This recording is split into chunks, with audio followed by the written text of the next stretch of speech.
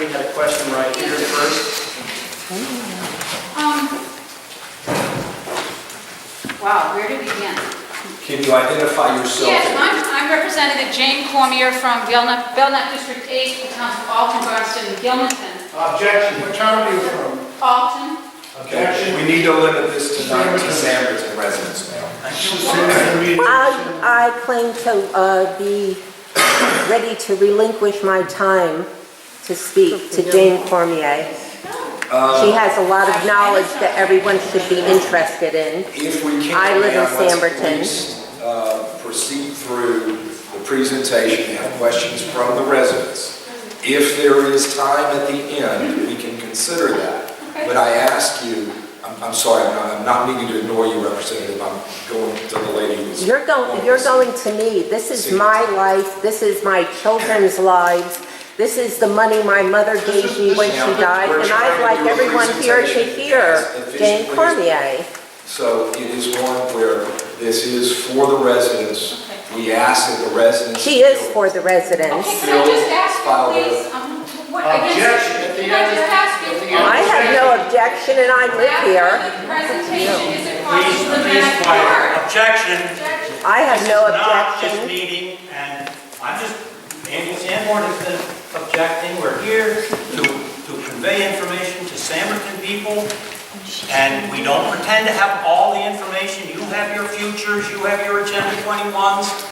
All your information. I believe we should hear it. You work for these people, they don't work for you, you work for them. Objection!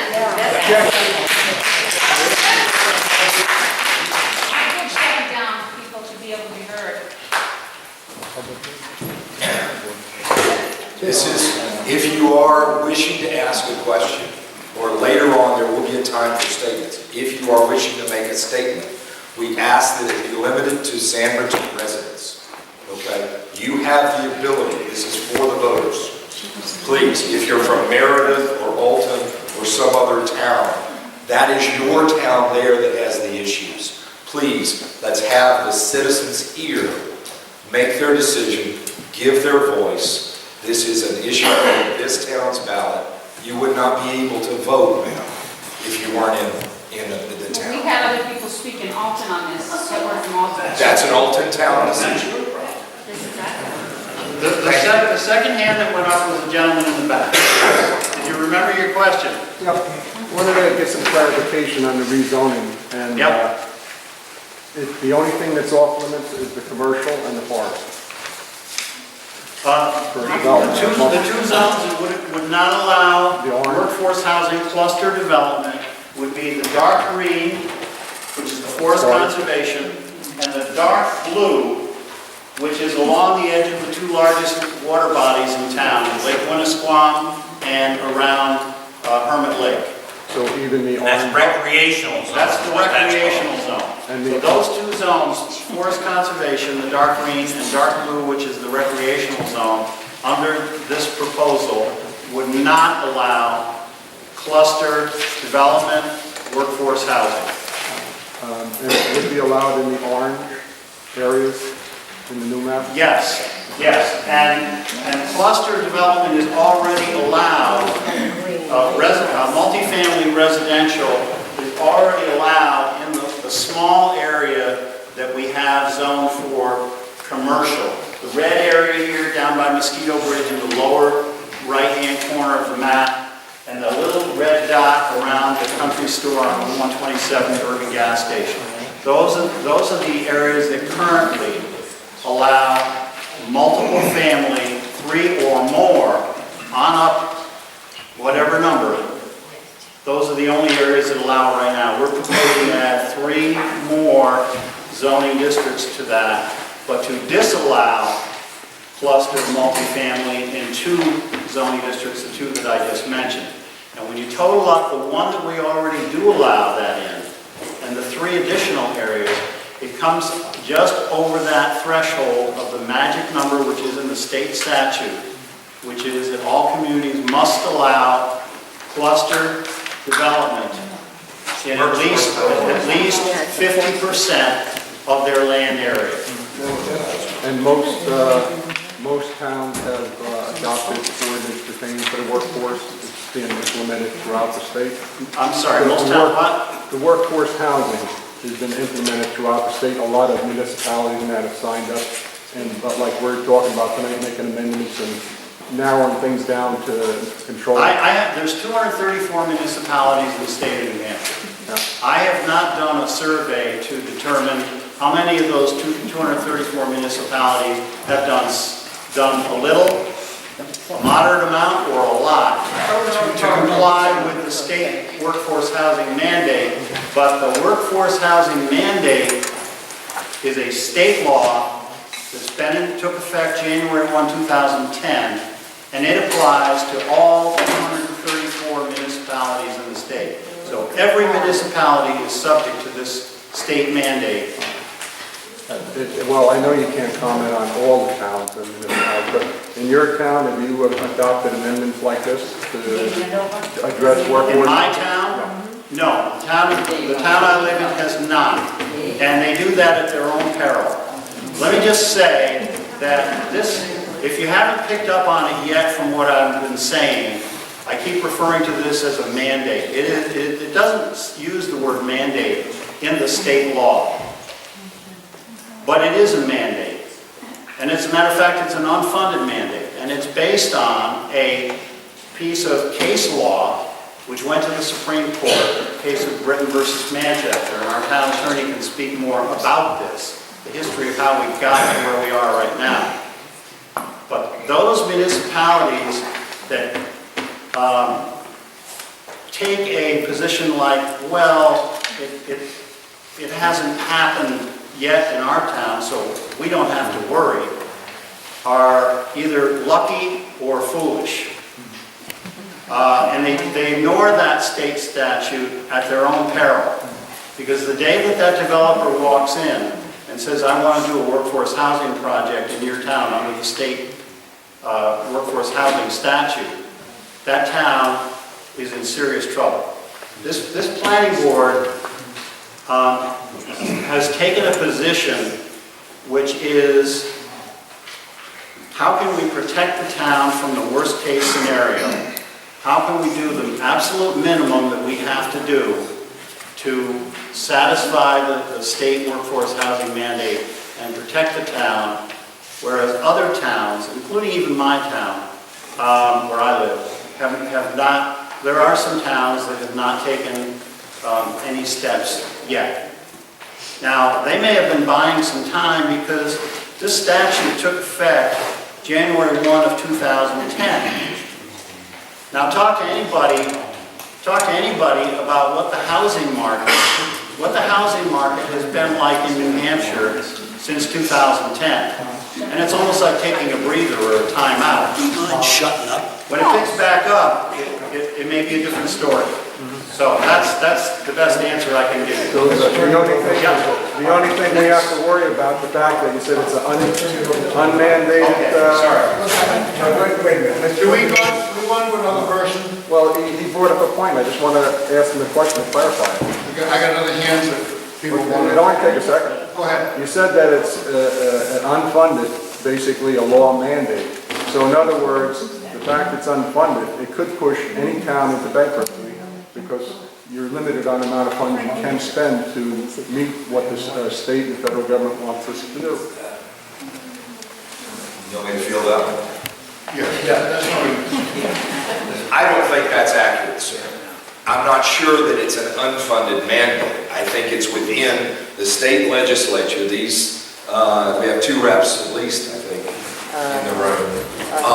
And that you have the ability of the state legislature to amend the Zoning Enabling Act, which is in the 670s sets of statute, these things.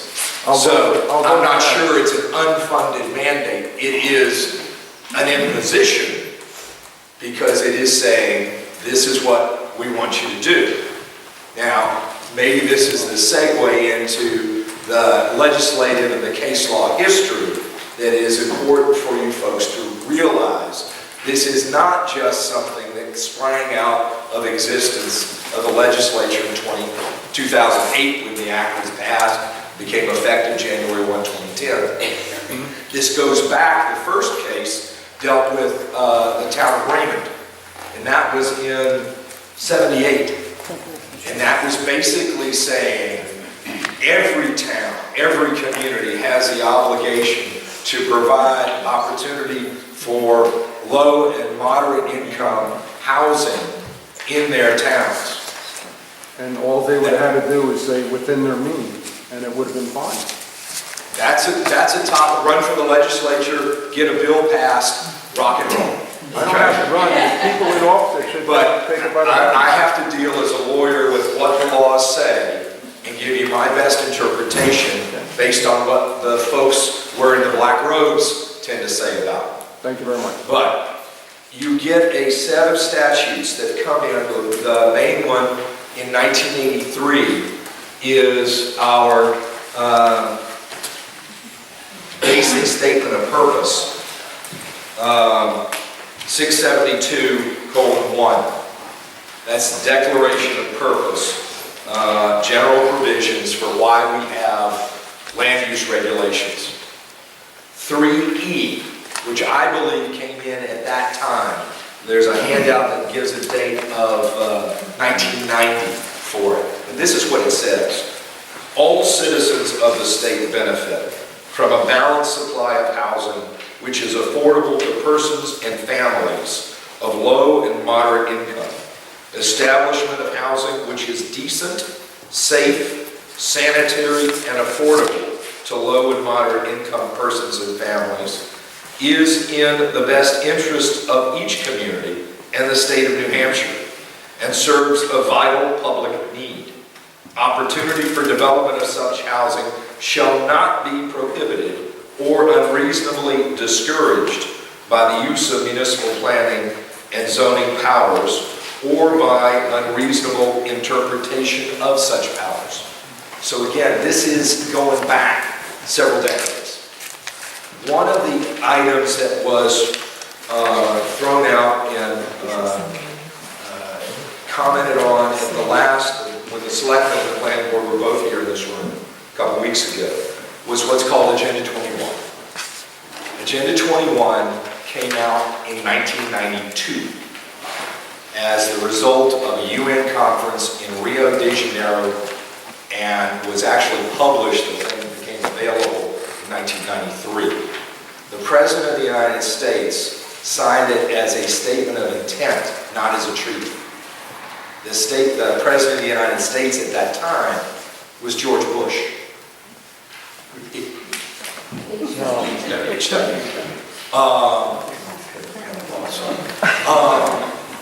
But it is non-binding. It goes on, 40 chapters, 4 basic general areas, and it's a piece of paper in our democracy suitable for framing. It has no teeth. It has no power. What we have in 1991, the year before that came out, was the Supreme Court of New Hampshire in the case of Britain v. Town of Chester. Bob had mentioned Manchester. It's actually Chester, a smaller community. And that had a zoning ordinance that was interpreted by its zoning board, a statement of intent, basically, as to be exclusionary. We want this style of large lots, this much frontage, because we want to keep out low and moderate income housing. Oddly enough, the Supreme Court said that flies in the face of that enabling statute and said that was illegal. That meant, and they gave what is called the builder's remedy. It's one of the first cases that espouses that. The builder's remedy is it doesn't even come back to the planning board. The court has given the permit to the developer. That is not something you want to see. It's not something I want to see on my watch. A later decision in 2005 is a Superior Court action we know about. Town of Ossipee, Great Bridge Properties. that had a similar situation where the zoning ordinance was interpreted by the ZBA, developers coming in, trying to get relief from the ordinance, and the court gave the builder's remedy. I mention these because this statute, which is 674-58, is where it starts, in its several passages. That includes an opportunity, if there are not the right things in place at the town level, for that developer. In your case, they would go down to Laconia, to Belknap Superior Court, and say, I am being blocked unreasonably from the implementation of this statute. Therefore, judge, give me my permit. One of the things that this statute, which we've said before, has come in effective January 1, 2010, has a statement of purpose attached to it by the legislature. And if you'll bear with me, I'll read it. The state of New Hampshire is experiencing shortage of housing that is affordable to working households. This housing shortage poses a threat to the state's economic growth, presents a barrier to the expansion of the state's labor force, undermines state efforts to foster a productive and self-reliant workforce, and adversely affects the ability of many communities to host new businesses. Paragraph 2, achieving a balanced supply of housing, which requires increasingly the supply of workforce housing, serves a statewide public interest and constitutes an urgent and compelling public policy goal. 3, the purpose of this act is to clarify the requirements of Britain v. Chester, and the site for you if you want it is 134 New Hampshire Reports, 439 in 1991, and to provide additional guidance for complying with these requirements to local officials and the public. 4, Section 2 of this Act is intended to provide the maximum feasible flexibility to municipalities in exercising their zoning powers under RSA 674, consistent with their obligation to provide reasonable opportunity for the development of workforce housing, and is not intended to create a system of statewide land use regulation or statewide zoning zoning process. So, accordingly, this is the statement of intent that the legislature adopted with 20. Okay.